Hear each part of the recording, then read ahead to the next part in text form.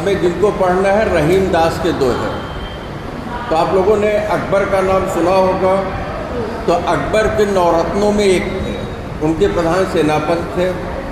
और ये कह लीजिए कि रहीम दास दान बहुत करते थे। इनके दान से अकबर परेशान था। यहाँ तक कि इनके जब दान के यश की बात चली तो एक स्थिति ऐसी आई कि अकबर ने इन्हें क्या किया, अपने राज्य से निकाल दिया। लेकिन इनका नियम था कि सुबह उठना, स्नान करना, उनकी जो पूजा पद्धति हो उसको अपनाना, इसके बाद दान करना, तब आगे दिन का काम करना। ठीक है।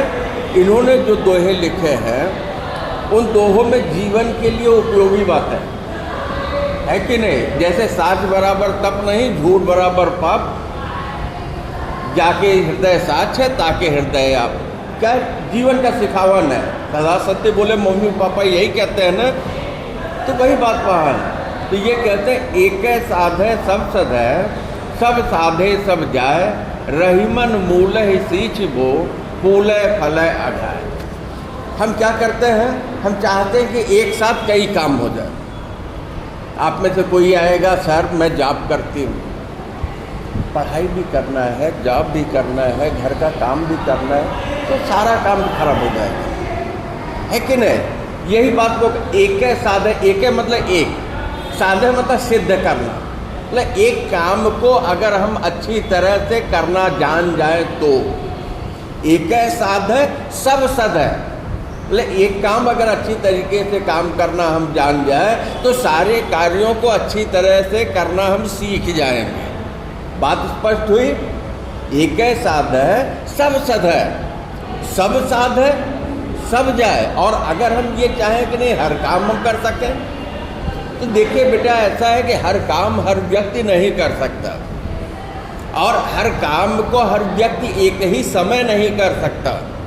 तो हमें क्या करना है, जो भी हमारा एक लक्ष्य हो उसको निश्चित करें और अपने उस लक्ष्य के, अपने उस उद्देश्य की पूर्ति करें। और जो एक बार काम करना सीख जाता है तो इसके बाद तो काम की प्रक्रिया होती है ना।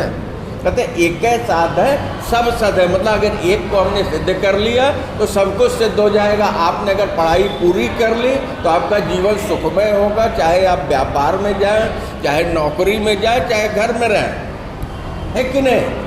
और आपने पढ़ाई के समय जो थोड़ी नौकरी कर ली, थोड़ी पढ़ाई कर ली, थोड़ा परिवार संभाला, तो क्या हुआ, थोड़ी नौकरी करके आपने अपनी पूरी संभावना को समाप्त कर दिया। तो कहते हैं एक साध है सब सद है, सब साध है सब जाए। और अगर हम सब कुछ सिद्ध करना चाहें तो क्या होगा, सब नष्ट हो जाएगा। न हम पढ़ाई के योग्य रहेंगे, न खेलने के योग्य रहेंगे, न जीवन का आनंद ले पाएंगे, है कि नहीं। तो एक साथ कई, रहीम दास जी कहते हैं कि एक साथ कई काम नहीं हो सकते। एक बार में एक काम हम अगर करें और अच्छी तरह से करना सीख जाएंगे तो हमारे सारे कार्य जो है सिद्ध हो जाएंगे। ठीक है, सारे कार्य सिद्ध हो जाएंगे, मतलब पूरे होंगे। कहते रहीमन मूल ही सींचबो, फूले फले अढ़ाए।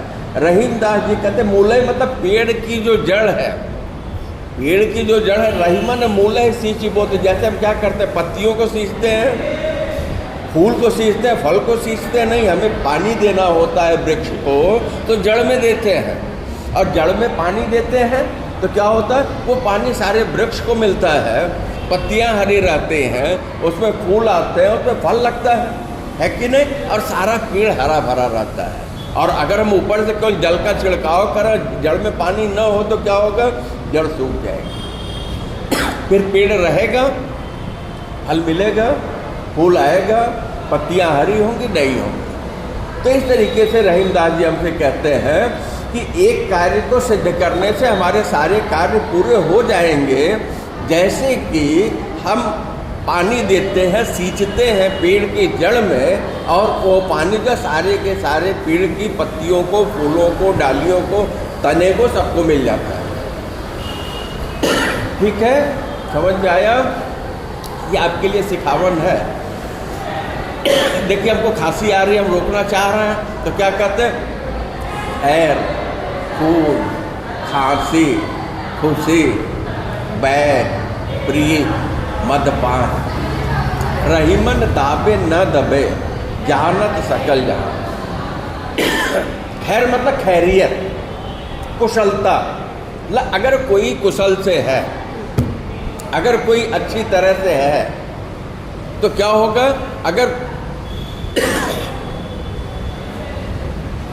अगर वो चाहे कि नहीं कोई न जाने तो संभव ही नहीं है कि नहीं?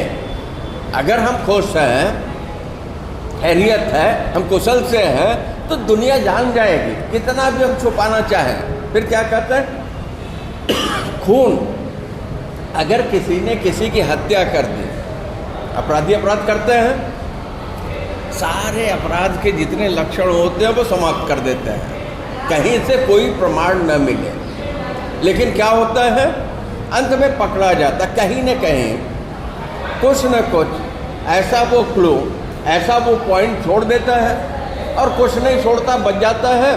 तो अंत में जब उम्र होगी, बुढ़ापा जैसा आएगा या थोड़ा समय होगा, तो आपने किसी मित्र से ही कह देगा कि यार पुलिस खोजती रह गई, लोग देखते रह गए, लेकिन हमने तो काम कर दिया था। और क्या होगा? बात खुल जाएगी, है कि नहीं? कहते खैर मतलब खैरियत, कुशलता। खून, हत्या। कहते खांसी। और अगर किसी को खांसी आ रही हो, जैसे मुझे खांसी आ रही है, अब मैं रोकना चाह रहा हूँ पढ़ाने के लिए, लेकिन क्या हो रहा है? इसे हम कितना भी दबाएं, कितना भी रोके, लेकिन खांसी को आना है तो खांसी आएगी ही आएगी, लोग उसको सुनेंगे ही सुनेंगे। यही ना खुशी, प्रसन्नता, कि अगर किसी को कोई कुछ विशेष उपलब्धि हुई, कोई कुछ पा गया, कोई अत्यंत प्रसन्न है, तो हम ये कहें कि प्रसन्नता कोई छुपा ले जाएगा? संभव ही नहीं है। कुछ नहीं होगा तो चेहरे पे आ जाएगा, है कि नहीं? तो खुशी भी जो छुपाए जो है वो छुपेगी नहीं। फिर कहते वैर। वैर मतलब होता है दुश्मनी। हम साथ में सारे लोग घूमते टहलते हैं, खाते पीते हैं, लेकिन पता चला कि किसी की किसी से नहीं जमती, अंदर अंदर नुकसान कर देना चाह रहा है, लेकिन वो ये सोचता है कि शायद हो सकता है कि कोई न जाने। नहीं, अगर दुश्मनी है तो इस बात को जानिएगा कि कितना भी दुश्मनी को दबाया जाए, क्या होगा? दुनिया उसको जान लेगी। कहते प्रीत, प्रेम। अगर प्रेम है तो ऐसी स्थिति में कोई चाहे कि नहीं हम उसको छुपा ले जाएंगे, दुनिया नहीं जानेगी? ऐसा नहीं है, दुनिया उसको जान लेगी। या किसी ने अगर जो है मद्य होता मदिरा, नशा, अगर किसी ने नशे का सेवन कर लिया और नशे का सेवन करने के बाद वो सोचे कि नहीं कितना भी लौंग, इलायची, पान वगैरह वगैरह सब कुछ खा ले, और सोचे कोई नहीं जानेगा, तो क्या होगा? नहीं जान पाएगा? जानेगा, क्योंकि नशा से शरीर ही खुद ही किस्मत होगा, अपने बस में नहीं होगा। तो ये सारे के सारे जो मैंने कहा नशे से शरीर अपने बस में होगा, तो ऐसा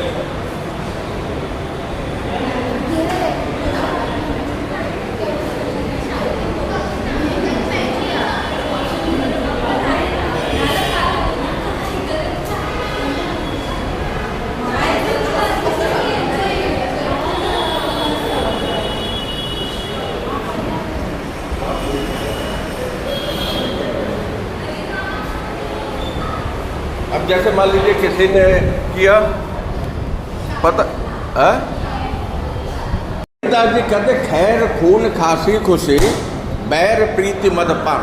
तो जैसे कोई मदिरा का पान किया हो, नशा किया हो और ये सोचे कि दुनिया नहीं जानेगी, तो ऐसा नहीं। अगर नशा किया है तो किसी न किसी भी तरीके से लोगों को पता चल ही जाएगा, आज नहीं तो कल।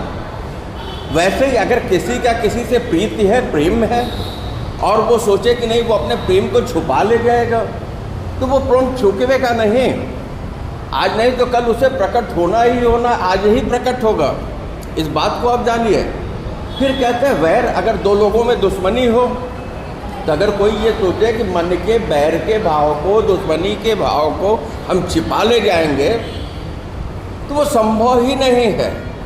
क्योंकि वो कुछ नहीं होगा जो चेहरे से प्रकट हो जाएगा, कुछ नहीं होगा तो हमारे शरीर के टोन से, बोलने के लहजे से प्रकट हो जाएगा, है कि नहीं। और यही बात जो खुशी के लिए, प्रसन्नता के लिए, कि अगर किसी को कुछ विशेष उपलब्धि हो जाए, किसी को किसी विशेष तरह का फ़ायदा हो जाए, किसी को कुछ देख कर के अत्यंत प्रसन्नता हो जाए, तो अब अगर वो सोचे कि अपने प्रसन्नता को वो छुपा ले जाएगा, तो छुप नहीं सकता। दुनिया उसको जानेगी, है कि नहीं। क्योंकि सूरज के ऊपर पर्दा नहीं लगाया जा सकता। वैसे ये सारी चीज़ें हैं। कहते हैं जैसे खांसी है, खांसी आती है, हम समाज में बैठे हैं तो हम चाहते हैं कि नहीं खांसी न आए, क्योंकि समाज में खांसना जो है क्या है, ये माना जाता है कि नहीं ये जो है पढ़े लिखे लोगों की निशानी नहीं है। लेकिन शरीर की क्रिया है, क्या करेंगे।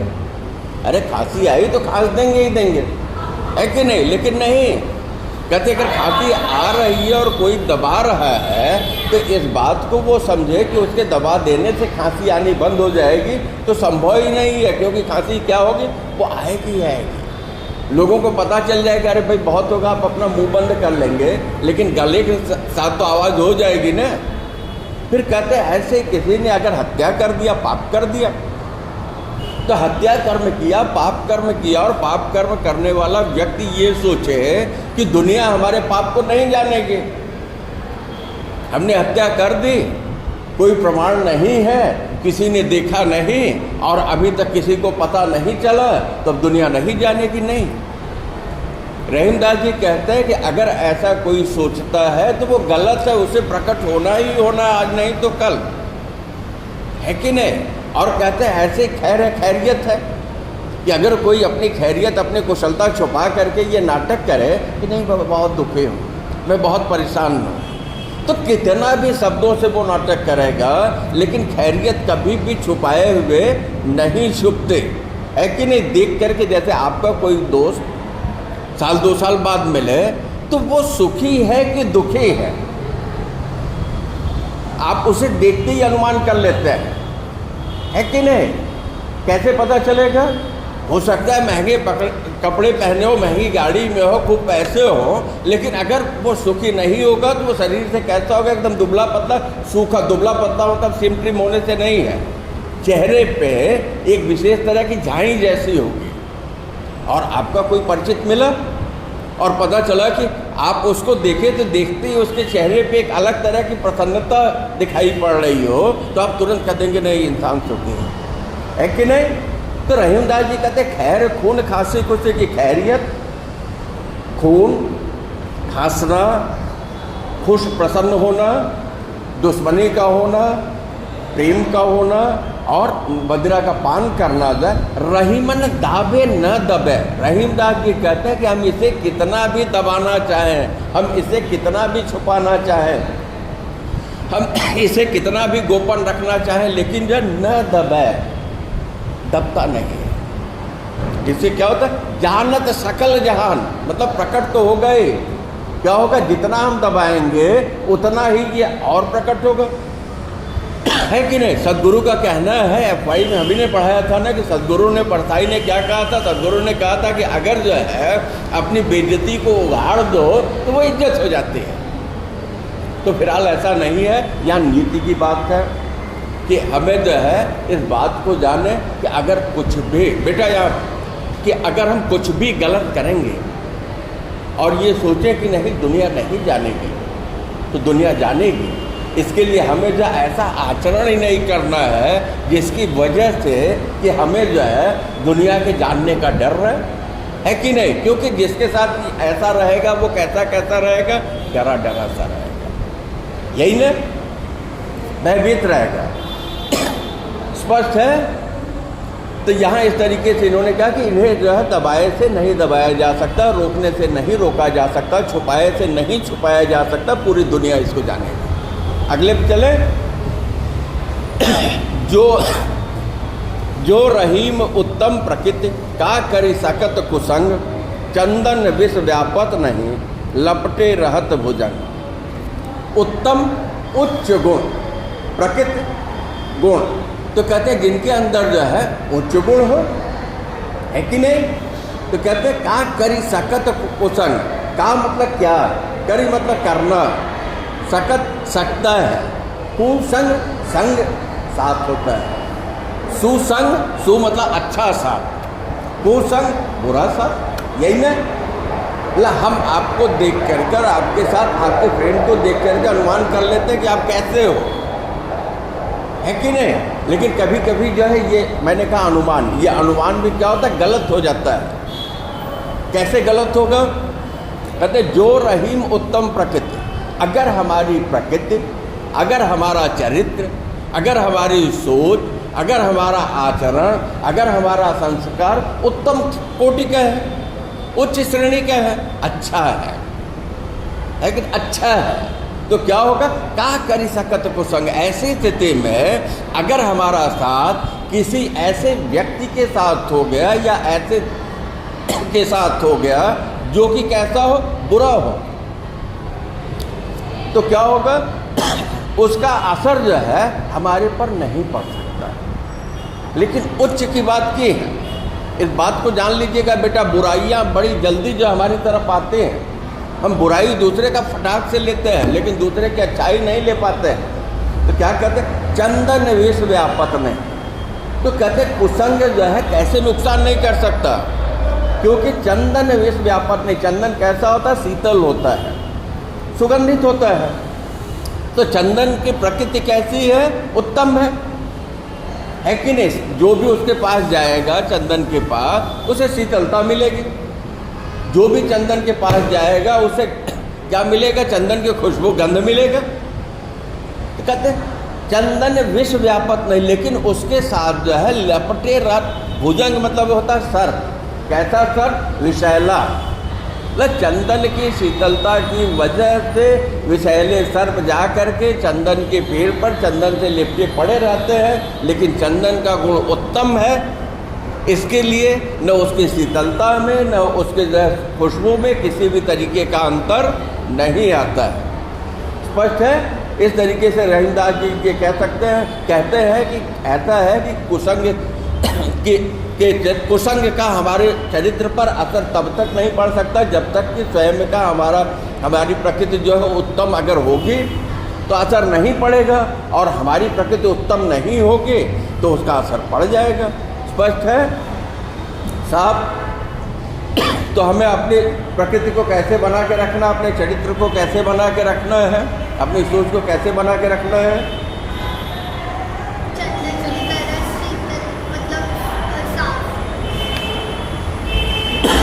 आप चंदन विष व्यापत नहीं लिपटे रहत भुजंग, तो वहाँ तो जो आपको वो उदाहरण दिया है बेटा, उदाहरण मत पकड़िए। वो तो आपको जो उदाहरण के लिए दिया है कि चंदन विष व्यापत नहीं लिपटे रहत भुजंग, के चंदन के ऊपर जो है उसके शीतलता पे और उसके सुगंध के ऊपर जो सर्प के विष का असर नहीं होता। क्यों नहीं होता ये आपको हमको जानना है। जो रहीम उत्तम प्रकृति, रहीमदास जी कहते हैं कि जिनकी प्रकृति, जिनका चरित्र, जिनका स्वभाव, जिनका संस्कार, जिनकी संस्कृति, जिनकी सोच जो है उत्तम होगी, क्या करी सकत कुसंग, बुरी संगत जो है उसका कुछ भी नहीं कर सकती। रहीमदास को पहली लाइन की जो बात है वही आपसे वही मैसेज है, वही कहनी है, और दूसरी लाइन तो उसका उदाहरण है। ठीक है, अगले पे चले, समझ में आ गया। बिगड़ी बात बने नहीं, लाख करो किनको, रहीमन फाटे दूध को, मथे न माखन हो। घी कैसे बनता है जानते हैं? दूध से। कैसे बनता है?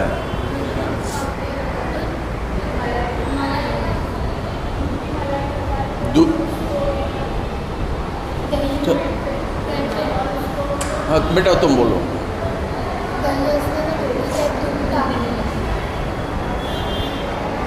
हाँ बोलिए।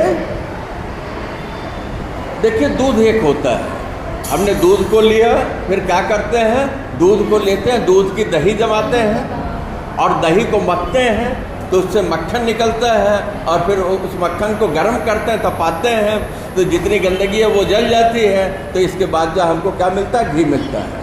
उसको रख देते हैं, गंदगी वाला भाग हटा देते हैं तो सुगंधित और पौष्टिक और स्वादिष्ट घी मिलता है। ऐसे बिगड़ी बात बने नहीं। रहीम दास जी कहते हैं बिगड़ी मतलब बिगड़ गए, बात मतलब ऐसी बात जो कि बिगड़ गई, मतलब क्या हो गया कि वहाँ मतभेद हो गया।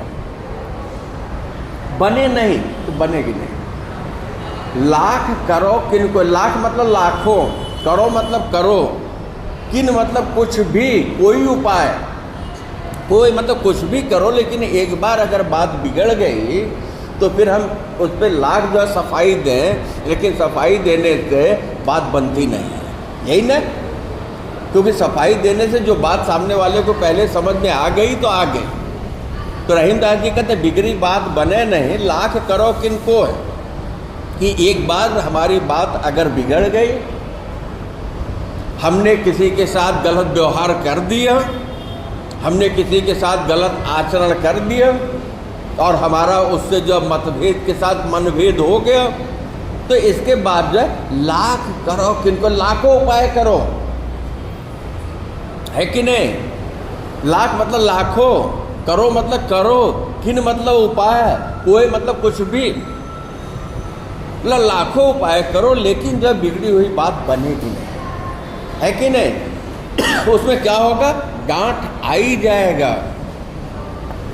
रहीमन धागा प्रेम का मत तोड़ो चटका है कि नहीं। टूटे पे फिर ना जुड़े, जुड़े गांठ पड़ जाए, है कि नहीं। तो वहाँ भी दाग आ गया। यहाँ कहते बिगड़ी बात बने नहीं, लाख करो किनको, रहीमन फाटे दूध को। तो रहीम दास जी कहते हैं कि जैसे दूध अगर फट जाए, फटा हुआ दूध तो देखा है ना, तो क्या करते हैं फिर उसका, तुम बोलो तुम। अरे वाह बहुत बढ़िया, ये आज की बात है। रहीमन फाटे दूध को मथे न माखन हो। अब दूध से जो दही था, दही को मथा तो मक्खन आया, मक्खन को मथा तो घी, मक्खन को जलाया तो घी निकला। लेकिन यहाँ क्या हुआ, रहीमन फाटे दूध से अगर एक बार दूध फट जाए, तो दूध फटा हुआ आपने देखा होगा, तो उसका जो सफ़ेद वाला भाग होता है वो क्या होता है, वो सारा का सारा अलग हो जाता है और पानी अलग हो जाता है। और उसको जब कपड़े में या कहीं छान दीजिए तो पानी चूता चला जाएगा और अंत में थोड़ा सा बच जाएगा, जिसका मान लीजिए इन्होंने रसगुल्ला बना दिया, बहुत बढ़िया। लेकिन रहीम दास के समय जब वो नहीं बनता रहा होगा, लेकिन यहाँ जो उदाहरण के लिए तब भी रसगुल्ला बनता रहा होगा। रहीमन फाटे दूध को, तो रहीम दास जी कहते हैं जैसे दूध फट जाए, तो दूध फटने के बाद उससे हम कितना मथे ना माखन हो, उससे हम कितना मत है, लेकिन उससे क्या होगा, मक्खन निकलेगा नहीं निकलेगा, क्योंकि उसका तत्व फट गया, है कि नहीं। उसका तत्व फट गया। तो ऐसी स्थिति में वो कहते हैं कि फटे हुए दूध से जैसे जब बार बार हम उसको भिलोए मथे, लेकिन उससे मक्खन नहीं निकलेगा, ठीक वैसे ही लाख करो किनको है, लाखों उपाय करो, चाहे आप जो भी उपाय कर लो, बिगड़ी बात बने नहीं। कि जो बात बिगड़ गई एक बार तो बिगड़ गई, दोस्ती टूट गई तो टूट गई, फिर हम चाहें कि नहीं वो जुड़ जाएगी, तो वहाँ एक प्रश्नवाचक रहेगा, है कि नहीं। तो इसके लिए क्या होना चाहिए, बात बिगड़नी चाहिए कि नहीं, नहीं बिगड़नी चाहिए। हमारा व्यवहार ऐसा रहे कि बात बिगड़े ही ना। अगर हम जान लें कि बिगड़ी बात बने नहीं, तो भाई बोलेंगे वही जो बोलने लायक हो, हमारे भी अनुकूल हो और सामने वाले के भी अनुकूल हो। तो बिगड़ी बात बने नहीं, लाख करो किनको। रहीम दास जी कहते हैं कि एक बार जो बात बिगड़ गई, तो कितना भी हम प्रयास करें, कितनी भी अपनी तरफ से युक्ति लगाएं, कितना भी उपाय करें, कितनी भी सफाई दें, लेकिन वो बनेगी नहीं। ठीक वही स्थिति जैसे एक बार अगर दूध फट गया तो फट जाने के बाद अगर हम चाहें कि नहीं उससे जब मक्खन निकल जाएगा तो कतई मक्खन नहीं निकलेगा। ठीक है, आगे चले। रहीमन असुआ नैन ढरी जिए दुख प्रकट करे, चाहे निकारो गेहते कस न भेद कह दे। रहीमन असुआ नैन ढरी, रहीमन रहीम दास जी कहते हैं असुआ, आंसू कहाँ से निकलते हैं? रहीमन असुआ नैन ढरी, आंखों से, इसका मतलब आंख से निकलते हैं तो आंसू आंख रास्ते होंगे। ढरी मतलब भुलक कर, पीड़ा हुए है कि नहीं, मन रो रहा है, लेकिन अभी जो है वो तरल होके अब चूहे नहीं, तब तक सामने वाला जान पाएगा कि दुखी है। हो सकता है कि देंगे अच्छे समझे, लेकिन नहीं, किसी को रोता हुआ देख करके अनजाना व्यक्ति भी रुक जाएगा, भाई क्या हो गया, क्यों रो रहे हो? कहते रहीमन असुआ नैन ढरी जिए दुख प्रकट करें। रहीम दास जी कहते कि जैसे आंखों से आंसू ढुलक करके, जिए मतलब होता है हृदय, जिए दुख हमारे अंदर के, हमारी आत्मा के दुख को क्या करता है? प्रकट करे, हमारे अंदर के दुख को प्रकट कर देता है। बोला नहीं कुछ, लेकिन क्या हुआ, बस किसी के आंख में आंसू आया नहीं कि हम तुरंत जान लेते हैं कि ये बहुत दुखी है, यही कि नहीं? तो क्या कहते, जाहि निकारो गेहते, तो आंसू ऐसा करता क्यों है? कहते जाहि निकारो गेहते, गेह मतलब होता है घर, जाहि मतलब जिसको, निकारो मतलब निकाल दो, तो जिसको घर से तुम निकाल दोगे तो वो क्या करेगा? उसे घर के अंदर की जो गोपन बातें हैं, घर का जो राज है, घर की जो इज्जत है, उसे छुपाने की आवश्यकता रहेगी नहीं। घर की सारी बातें वो बोल देगा ना, भाई परिवार है, ऊंच होगा नीच होगा, कमी होगी अधिक होगा नहीं होगा, समस्या होगी, अगर 25 तरीके की बात। वही स्थिति जो है हमारे हृदय की है कि नहीं? यहाँ सुख है दुख है, नौ रस तो यही पड़े हुए अस्थायी रूप से। तो कहते हैं रहीमन असुआ नैन ढरी जिए दुख प्रकट करे। रहीम दास जी कहते हैं जैसे आंखों से आंसू निकल करके वो हमारे अंतरात्मा की, हमारे हृदय की बात को प्रकट कर देता है, जैसे कि किसी को अगर घर से निकाल दिया जाए तो कस न भेद कह दे। कस मतलब क्यों नहीं, क्या करेगा? भेद, घर का जो भेद है, घर की जो राज्य की बात है, उसे क्यों नहीं कह देगा? तो आंसू जो निकलते हैं, आंसू क्या हुआ, उन्हें तो हमने अपने हृदय से निकाल दिया। तो जब वो हमारी आंखों से जब तक आंखों तक थे तब तक तो सारे राज्य को बचा के दे कि पल के दबा करके कि बाहर कोई देख न ले, लेकिन जैसे ही वो चुप पड़े तो स्वयं से ही लोगों ने जान लिया कि नहीं ये आदमी दुखी है। स्पष्ट है, आगे चले। रहीमन धागा प्रेम का मत तोरो चटका, टूटे से फिर ना जुड़े, जुड़े गांठ पड़ जाए। रहीमन रहीम दास जी कहते हैं धागा प्रेम का जो धागा है कि नहीं? अरे यार, जो साधारण सा धागा एक बार अगर तोड़ दें और उसको कहते हैं जोड़ दोगे तो कोई जोड़ देगा नहीं, जोड़ेंगे तो गांठ आ जाएगा। तो वही बात कहते हैं रहीमन धागा प्रेम का, कहते प्रेम का जो बंधन है, प्रेम का जो धागा है, प्रेम का जो रंग है, कहते मत तोड़ो चटका, उसे जो है चटका करते मतलब एक झटके में, गुस्से में, मत तोड़ो, मत तोड़ो, चटका एक झटके में।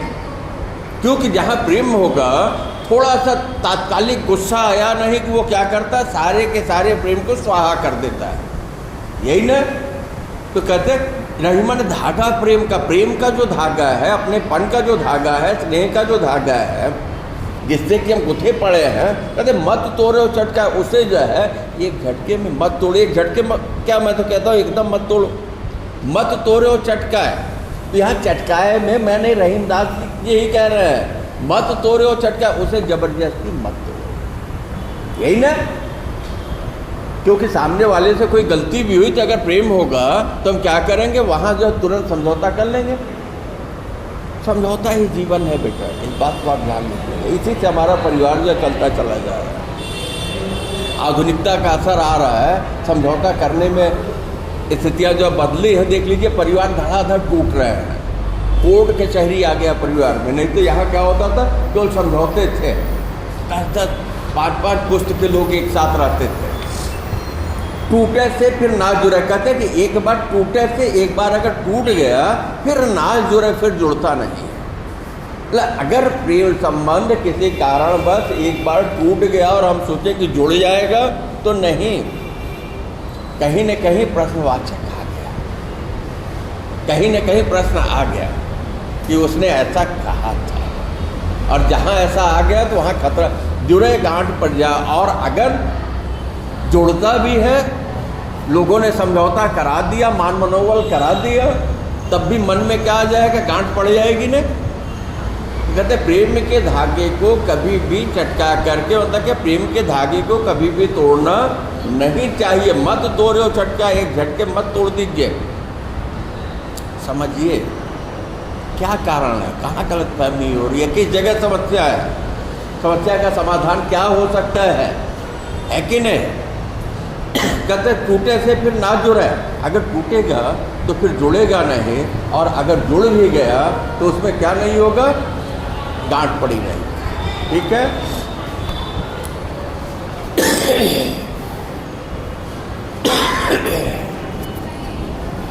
हे राम, खांसी ने हमको भी परेशान कर दिया।